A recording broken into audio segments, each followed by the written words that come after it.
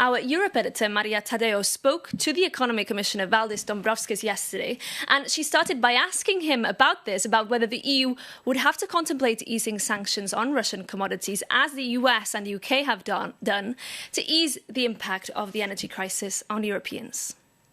We already saw back in 2022 that Russia tried to use its fossil fuel supplies as a tool for blackmail and manipulation, and we paid a quite dear economic price for having this dependency from Russia, so therefore there's no point of going back to this. We have diversified our supplies. Our largest gas supply is now Norway, our largest LNG supplier is US, and so on. There are strategic decisions taken to move away completely from Russian oil and gas, and we have to follow it through. But you rule out, because this is very important, that by the winter, by Christmas, the temperatures going down, that the EU will not take any measures, ease in sanctions on Russian energy at any level? Well, if anything, we need to strengthen sanctions against Russia, not ease, because actually Russia is a country benefiting from this conflict in the Middle East and those higher energy prices, getting substantial windfall profits. So we should not facilitate it further.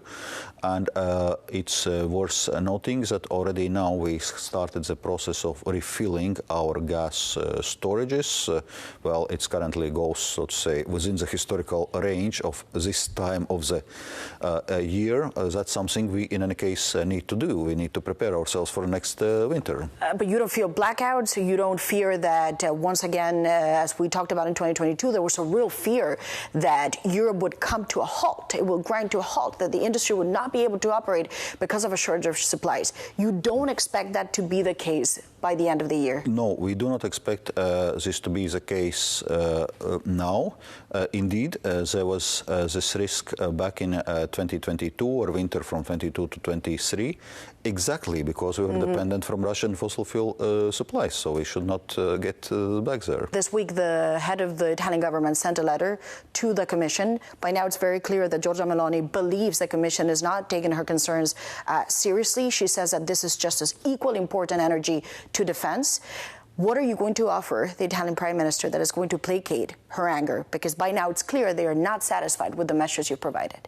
We are obviously now looking at policy options and also our fiscal policy response. But as a main message in case remains that the support measures need to be temporary and targeted, the ones which are not sustaining or increasing demand for fossil fuels.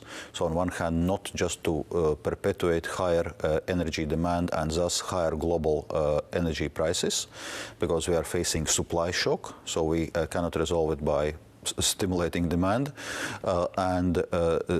Second, we must keep in mind also more limited fiscal room of maneuver.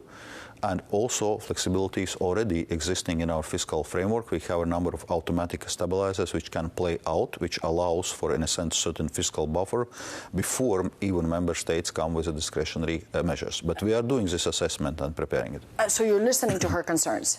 Well, we certainly are listening to the concerns of member states and looking at appropriate policy response.